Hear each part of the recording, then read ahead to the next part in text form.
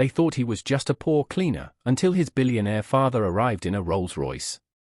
Soft, melancholic background music, something cinematic and slow building. There is a kind of cruelty that wears a smile. It doesn't shout. It doesn't throw punches. It simply looks through you, the way people look through glass, as if your presence has no weight, no worth, no consequence. In the tallest buildings in Manhattan, where marble floors reflect the light of crystal chandeliers and every handshake is worth $1 million, that kind of cruelty is polished to a shine. And every single morning, Dorian Wrest walked into one of those buildings, not in a suit, not with a briefcase, but with a mop. And every single morning, they looked right through him. They had no idea what was coming. Music transitions, slightly upbeat but still understated. Hargrove and Whitfield Private Equity occupied the top 14 floors of a glass tower on Park Avenue, the kind of address that made lesser firms nervous just to write on a business card.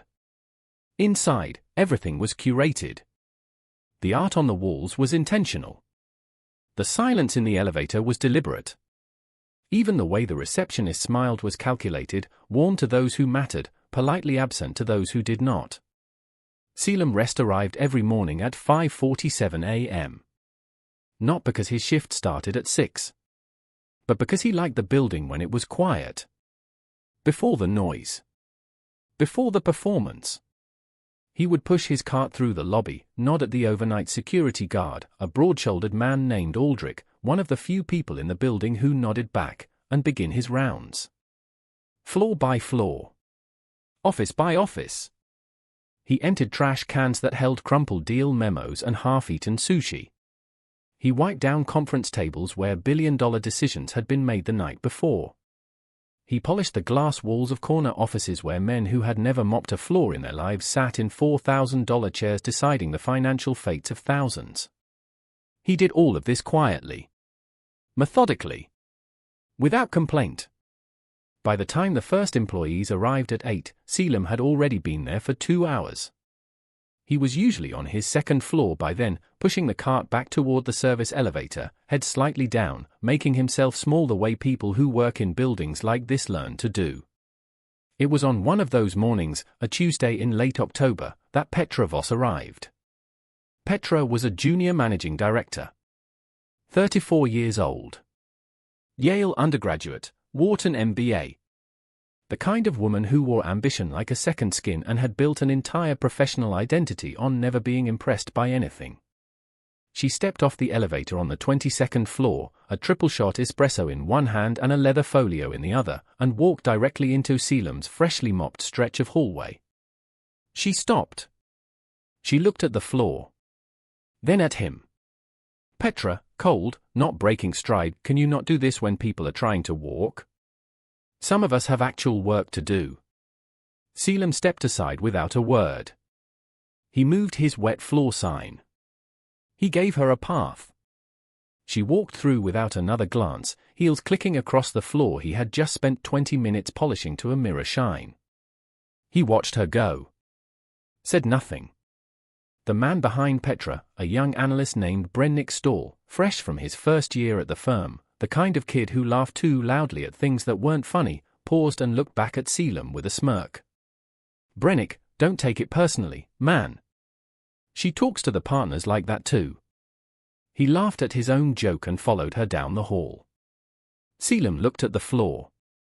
Picked up his mop. And kept moving. This was Tuesday. Just like any other Tuesday. Except it wasn't. What nobody at Hargrove and Whitfield knew about Dorian Wrest could fill a very long book.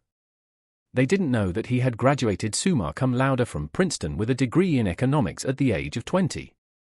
They didn't know that by 22, he had already sat in on board meetings for companies most people only read about in the Wall Street Journal.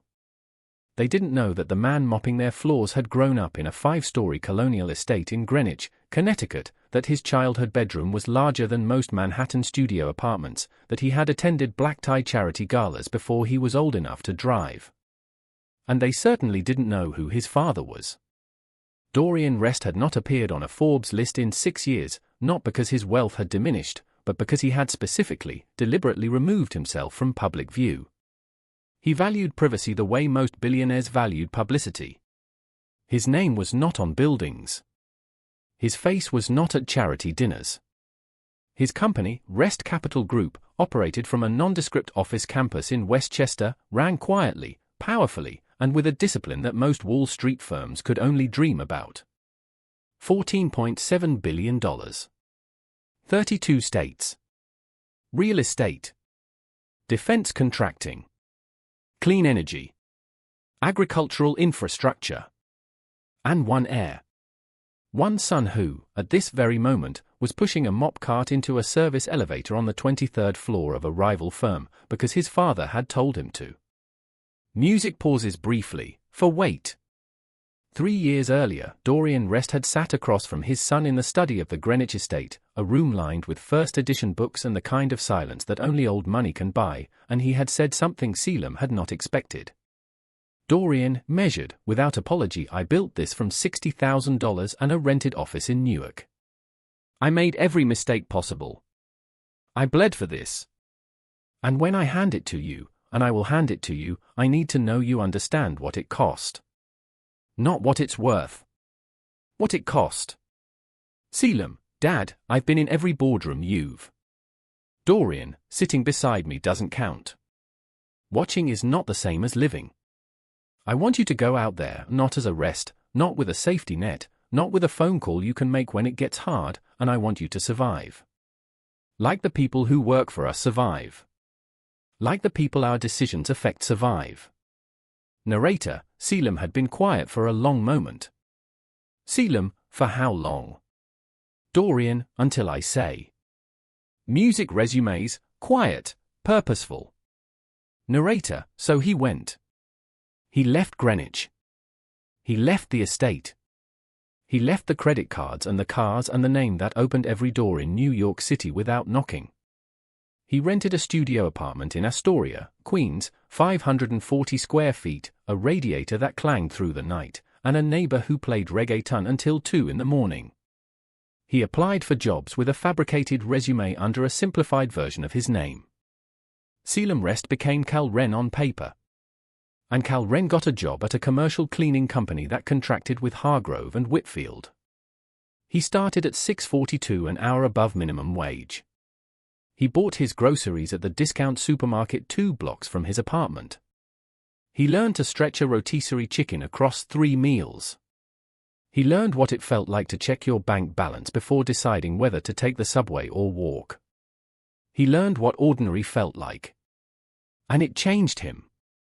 Narrator, 3 years was a long time to be invisible in a place like Hargrove and Whitfield. Long enough to know everyone's secrets.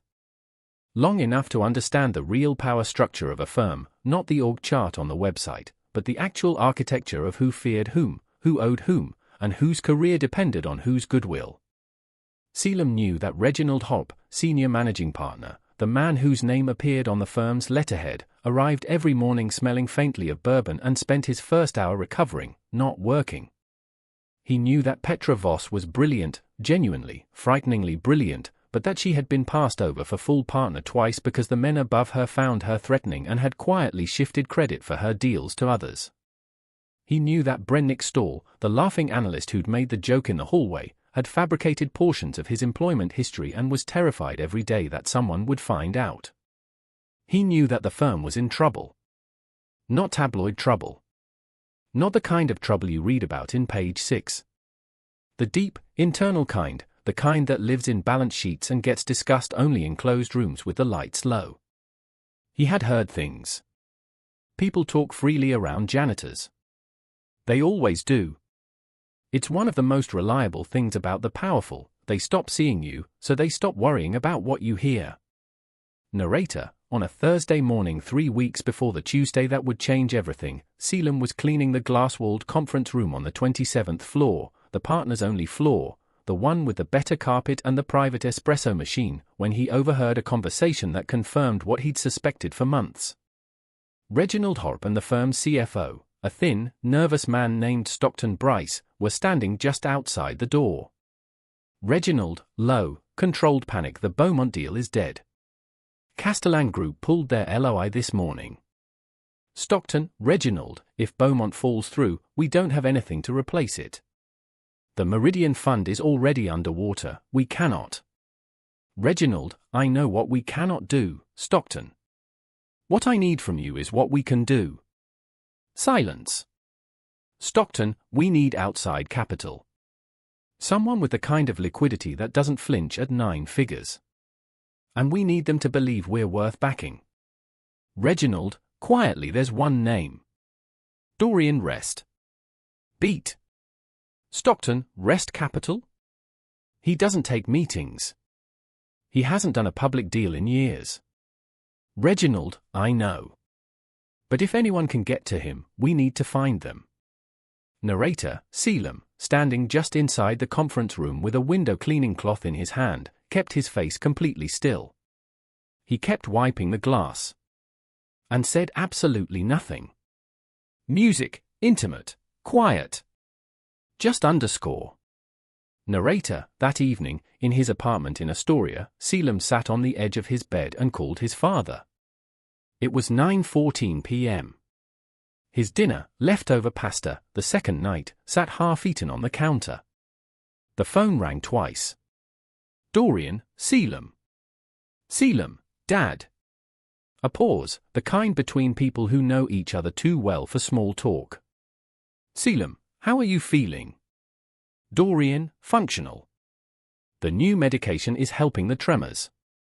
Don't change the subject. Caelum, slight smile in his voice, I'm not changing the subject. I'm asking about my father. Dorian, your father is fine. Are you fine? Caelum, they talked about you today.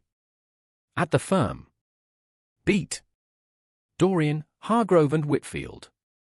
Caelum, they're bleeding out. The Beaumont deal collapsed. They need a capital infusion, something major, and someone dropped your name. Dorian, that's not our problem. Caelum, no. But it's interesting. Pause. Dorian, how much longer do you think you need? Caelum, I know what I came here to learn, Dad. I think I've known for a while. Dorian, and what is that? Caelum, quiet, serious, that the difference between the people at the top of that building and the people at the bottom isn't intelligence. It isn't even hard work. It's proximity. It's who you were born near. And the people at the bottom, the ones like me, the ones like Aldrich the security guard and the woman from the cleaning crew who takes 3 buses to get here every morning, they work just as hard. They just never get to decide anything. Long pause. Dorian, softly, you sound like me. Before I forgot. Caelum, don't forget again. Dorian, I'm coming to Manhattan next Tuesday. I have some things to take care of. Caelum, what kind of things? Dorian, the kind a father takes care of when he's ready to hand something over. The call ends. Caelum sits in the quiet of his small apartment for a long time. Narrator, the morning of that Tuesday was unremarkable in every way. Cold. Grey. November light pressing thin through the clouds over midtown Manhattan. Caelum arrived at 5:47, as always. Nodded at Aldrich, as always. Took his cart to the service elevator, as always. He worked his floors. He didn't tell anyone what was coming. He had spent 3 years not telling anyone anything. He was good at it by now. Music shifts, tension building. Narrator, at 9:02 a.m., a delegation from Castellan Group, the very firm that had pulled out of the Beaumont deal, arrived unannounced for what Reginald Hopp was calling a goodwill reconciliation meeting. In truth, it was a last, desperate attempt to resurrect a deal that was already dead, and everyone in that building knew it. Reginald wanted the 27th floor pristine. Spotless. Perfect. So when Brennick Stall, hurrying through the executive corridor with a tray of coffee for the visiting partners, clipped the edge of Caelum's cart and sent a full carafe crashing across the marble, coffee spreading in a dark, spidering pool across the floor outside the conference room where the Castellan partners were about to walk through, he didn't apologize. He turned, and in front of 4 visiting executives, 2 senior partners, and Petra Voss, who had just stepped out of her office, he said the words that would outlive him in that building for years. "Brennick, loud, performing for the visitors, clean that up. Now. We have actual clients walking through in 5 minutes, and people like him need to remember what their job actually is." Silence rippled down the corridor. Narrator, Caelum did not respond. He knelt. He pulled the rag from his cart. And in front of the Castellan group partners, men who would later, ironically, sit across a table from a Wrest Capital signature, he wiped coffee from the marble floor of a building he had once walked through as a guest, not a servant. One of the visiting partners, a tall man named Gerrig Vane, looked down at Caelum kneeling on the floor and then up at Reginald Hop with quiet distaste, the kind of look that says this is the culture you've built here, before stepping carefully around the wet floor and continuing toward the conference room without a word. Petra Voss watched the entire exchange from her doorway. She said nothing either. Not that day. Beat, let this land. Narrator, Caelum finished wiping the floor. He stood.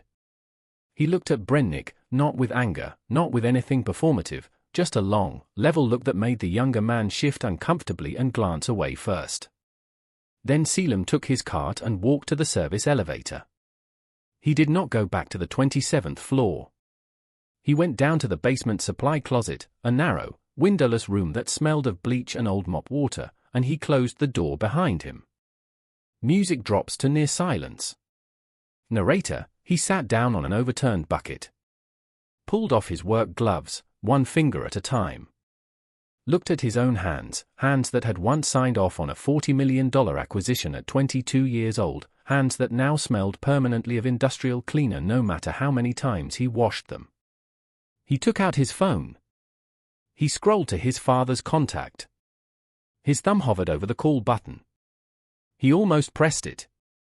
He wanted, in that moment, more than he had wanted almost anything in 3 years, to hear his father's voice say, "Come home, you've proven it, this is over." Long pause? But he didn't press it. He put the phone back in his pocket. He sat in that closet for 6 full minutes, the only 6 minutes of real stillness he had allowed himself in longer than he could remember, and then he stood up, put his gloves back on, and went back to work. Music slowly rebuilds, quiet resolve. Narrator, he told himself, the way he had told himself 100 times before, this is the cost. You asked to understand it. This is what it costs. He did not yet know that less than 90 minutes later, the cost would be paid in full and that the world above that basement closet was about to change forever. Music continues, building slightly.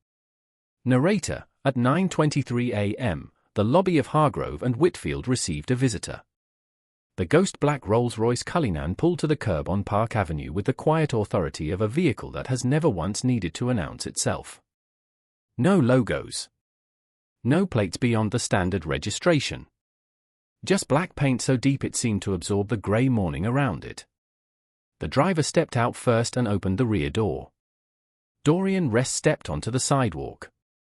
He was 61 years old, silver-haired, lean in the way that men who have been through something real are lean. He wore a charcoal wool overcoat and no tie, the kind of studied simplicity that costs more than most people's mortgages. He moved with a slight deliberateness. The Parkinson's was managed, not gone, but there was nothing diminished about him. Nothing at all. Flanking him, 2 attorneys from Wrest Capital's legal team, each carrying leather document cases. Behind them, a personal physician who stayed 2 steps back and said nothing. They walked through the revolving doors of Hargrove and Whitfield. Narrator, the lobby receptionist, a young woman named Saoirse, 3 months into the job, still learning whose name to recognize, looked up with a standard professional smile. Saoirse, good morning. Do you have an appointment? Dorian, pleasantly, I don't need one. He said it without arrogance, simply as a statement of fact. The way a man states his name or the weather. Saoirse, I'm sorry, sir, but without an appointment I can't. One of the attorneys stepped forward and placed a business card on the desk. Saoirse looked at it. Her expression changed. Saoirse, quietly, 1 moment, sir. Please. She reached for the phone. Narrator, within 4 minutes, Reginald Holt was in the elevator. Within 6, he was in the lobby, straightening his tie with hands that were not entirely steady, wearing the expression of a man who has just been told that the person he needs most in the world has arrived without warning. Reginald, extended hand, warm smile to Mr. Wrest. We are truly honored. I had no idea you were. Dorian, shaking his hand briefly, not lingering. I'm not here for a meeting, Mr. Horp. I'm here for my son. Reginald blinked. Reginald, I'm sorry. Dorian, my son works in this building. I'd like to see him. Reginald, confused, processing of course, which department? We have a number of. Dorian, facilities. He's on your cleaning staff. The lobby went very still. Reginald Horp's smile stayed on his face the way a painting stays on a wall, in place, but no longer animated by anything behind it. Reginald, slowly, I'm not sure I understand. Dorian, which part? Narrator, Caelum was on the 24th floor when the call came through on the building's internal radio system. He heard his work name first, Cal, they always called him Cal, and was told to come down to the lobby. He didn't hurry. He finished what he was doing. He parked his cart neatly against the wall.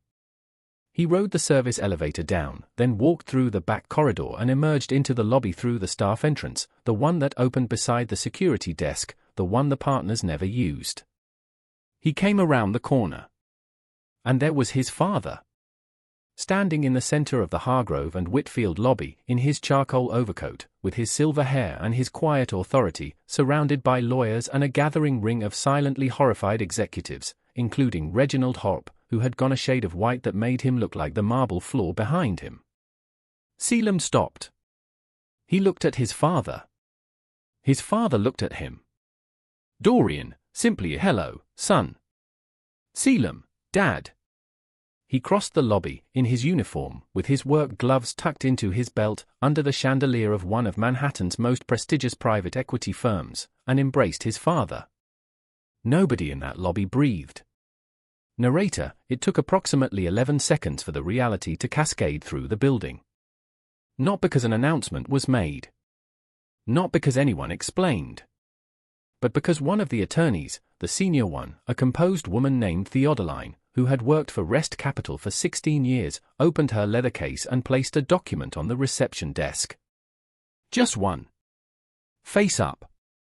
Saoirse looked at it. Then she looked at Caelum. Then back at the document.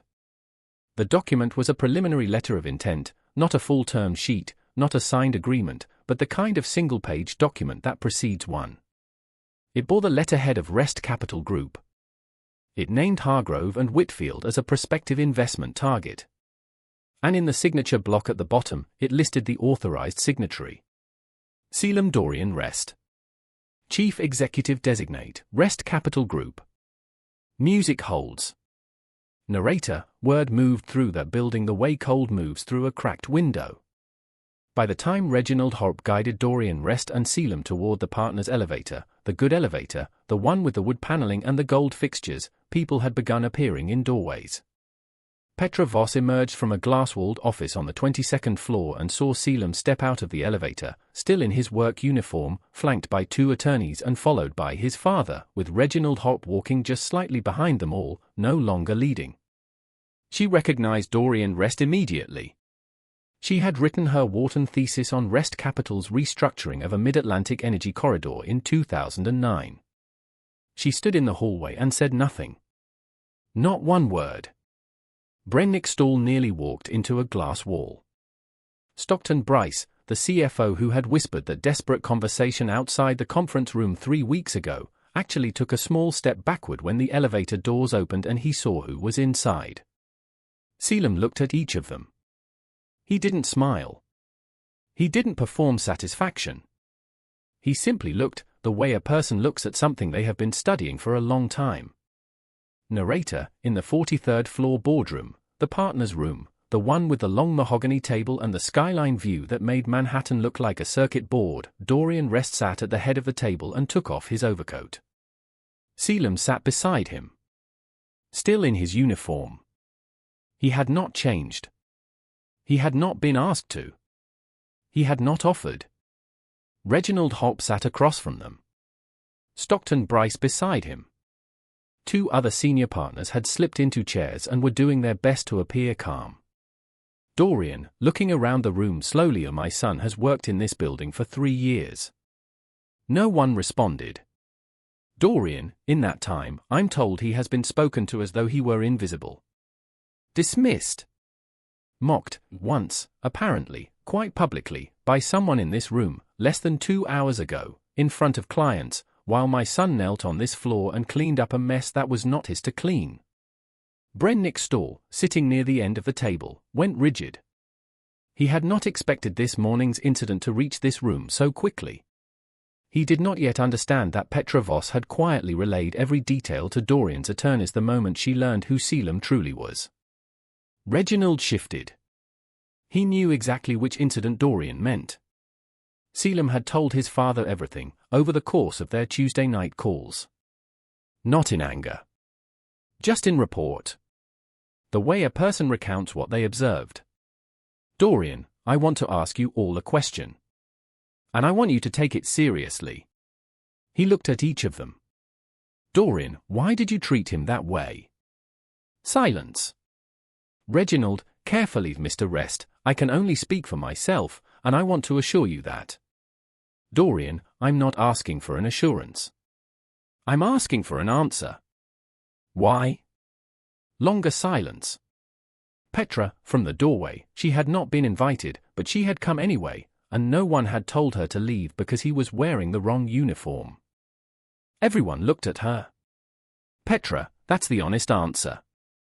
This industry, this building, we're trained to read a person's value from what they're wearing, what floor they work on, whose name they drop. We stopped asking who people actually are a long time ago. And he didn't match the template, so we stopped seeing him. She stepped fully into the room now, and for the first time since anyone had known her, her composure cracked, just slightly, just at the edges. Petra, I looked at you every single day for 3 years, Caelum. I looked at you in that hallway. I looked at you in the elevator. I looked right through you like you were part of the architecture. I saw labor. I never once saw a man. And this morning, I watched a colleague humiliate you in front of clients and I didn't say a word, because some part of me, some ugly part of me, had already decided you didn't matter enough to defend. Her voice didn't break, but it came close. Petra, I'm sorry. Not because of who your father is. I'd want to say this even if he weren't standing in this room. Beat. The room was utterly silent. Dorian Wrest looked at her for a moment. Then he looked at his son. Dorian, Caelum. This is your meeting. Narrator, Caelum had not said a word since they entered the boardroom. He sat forward now. Placed both hands flat on the mahogany table, still wearing his work gloves tucked at his belt, still in his maintenance uniform, and looked around the room. Caelum, I'm not here to humiliate anyone. He said it simply. Clearly. Caelum, I want to say that first. Because I know what this moment looks like from where you're sitting, and I know what some of you are afraid of. You're afraid I'm about to make this into something theatrical. A punishment. A reversal. He shook his head slightly. Caelum, I'm not interested in that. What I'm interested in is whether this firm is worth saving. Because it might be. There are people in this building, not at this table, but in this building, who are genuinely good at what they do. There's a woman named Aldrich, who works the overnight security desk, who has applied for the facilities management coordinator position 3 times in 2 years and been overlooked every time. There's a paralegal on the 31st floor who identified a structural flaw in the Meridian Fund documents 4 months ago, flagged it to her supervisor, and was told to stay in her lane. The flaw she identified is part of why that fund is underwater right now. Stockton Bryce's jaw tightened. Caelum, I've been watching this place for 3 years. Not because I had nothing better to do. Because my father asked me to understand what it means to be on the other side of a decision. And what I learned is this: the problem with firms like this one isn't that you hire the wrong people. It's that you look at your people and only see the ones at the top. Everyone else becomes equipment. He paused. His eyes moved to Brennick, who had not looked up from the table once. Caelum, quiet, direct, Brennick. Look at me. Brennick lifted his eyes, slowly. Caelum, this morning you told me people like me need to remember their place. So let me be clear about something, for you and for everyone else in this room. You didn't disrespect me because I was poor. You disrespected me because you thought I had no power. Those are not the same thing. And it's worth remembering, every person you've ever looked down on might simply be a man whose power you haven't discovered yet. Nobody in the room moved. Caelum, that's not a threat. It's just true. And it's a more useful thing to understand than anything they taught either of us in business school. Caelum, Wrest Capital Group is prepared to consider a capital partnership with Hargrove and Whitfield. The terms will be discussed by our legal teams over the coming weeks. But I'm going to attach a condition to any agreement, not as punishment, but as policy. He looked at each person at the table. Caelum, every person in this building, from the cleaning staff to the mailroom to the analysts to the partners, will be reviewed under a single performance framework. Compensation will be re-evaluated across all levels. Promotion pathways will be opened. And anyone in a leadership position found to have suppressed the work or advancement of a subordinate for reasons unrelated to performance will be removed. Not fined. Not warned. Removed. He looked once more at Brennick. Caelum, and as for this morning, Brennick won't be removed. I don't believe in destroying a 26-year-old over one ugly moment, because people can change, and I'd rather build a firm that believes that than one that doesn't. But he'll spend the next month on the facilities team, reporting to Aldrich, learning exactly what he was so quick to mock. After that, if he still wants a future here, he'll have earned the right to ask for one. Brennick's face had gone the color of the marble floor he had once stood on, watching Caelum kneel. Silence. Caelum, that's the deal. All of it. Or none of it. He sat back. Nobody spoke for a very long moment. Then Reginald Hope, slowly, carefully, as though choosing the action with great deliberateness, nodded. Reginald agreed. Narrator, they walked out of the building at 12:41 p.m. Dorian Wrest. Caelum Wrest. The attorneys a few steps behind. The Rolls-Royce was waiting at the curb. The November air was sharp and cold.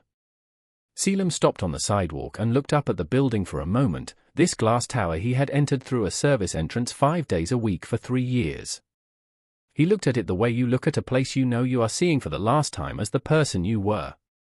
Dorian, beside him, are you ready? Caelum, I've been ready. He paused. Caelum, the woman I mentioned, on the 31st floor. The paralegal. Her name is Imara Osei. I want her name in the restructuring team list. Dorian, done. Caelum, and Aldrich, the security guard. Dorian, write the names down. All of them. We'll deal with it properly. Caelum nodded.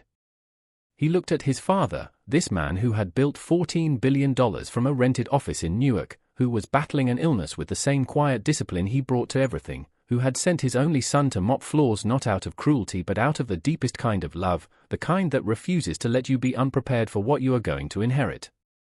Caelum, thank you, Dad. Dorian, quietly, don't thank me yet. You haven't seen what the board meetings are like. A beat. Then Caelum laughed, genuinely, openly. Maybe for the first time in months. Dorian reached out to put a hand on his son's shoulder, and for a moment, just a moment, his hand trembled before it found its place. A small thing. The kind of thing a stranger might not even notice. Caelum noticed. He didn't say anything about it. He simply reached up and steadied his father's hand with his own, gently, until it rested fully on his shoulder, and held it there a second longer than necessary. Dorian, his voice unsteady now, in a way that had nothing to do with the tremor, you did well. More than well. You became exactly who I hoped you'd be. Caelum's eyes were wet, though he didn't let the tears fall. Not here. Not yet. Caelum, quietly, I had a good teacher. Even when he wasn't in the room. They got in the car. The Rolls-Royce pulled smoothly away from the curb and disappeared into the midday traffic of Park Avenue. Narrator, 6 weeks later, the partnership between Wrest Capital Group and Hargrove and Whitfield was formalized. The capital infusion saved the firm. The Meridian Fund was restructured. 3 senior figures whose conduct had been reviewed were quietly asked to transition out. Petra Voss was made a full managing partner, the promotion she had earned twice and been denied twice. She sent Caelum a brief, handwritten note. It said only, "I should have asked who you were instead of assuming." He kept the note. Zimara Osei joined the restructuring team. Within 18 months, she was leading it. Aldrich was offered the facilities management role he had applied for 3 times. He took it. He also got a raise that made him sit very quietly at his desk for several minutes before he could speak. Caelum moved back to Greenwich. Not to the estate, not yet. He rented an apartment in town, modest by the standards available to him, and commuted to Westchester every day to begin the transition of Wrest Capital Group's leadership. He spent the first month reading the files. Really reading them. Every deal, every person, every decision his father had made, and why. His father recovered slowly.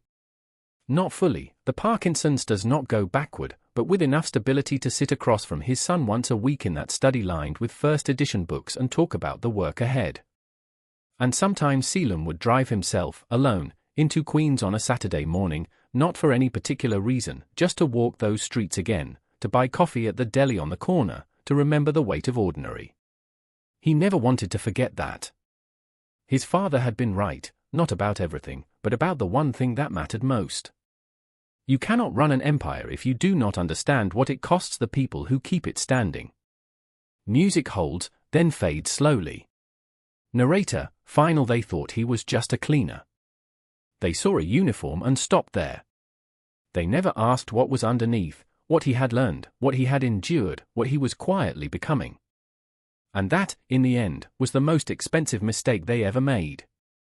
Not because of what it cost them, though it cost them plenty, but because of what it taught him. That power, real power, is not the thing that makes people move out of your way. It is the thing that makes you remember, always, without exception, what it felt like when you had to move for them.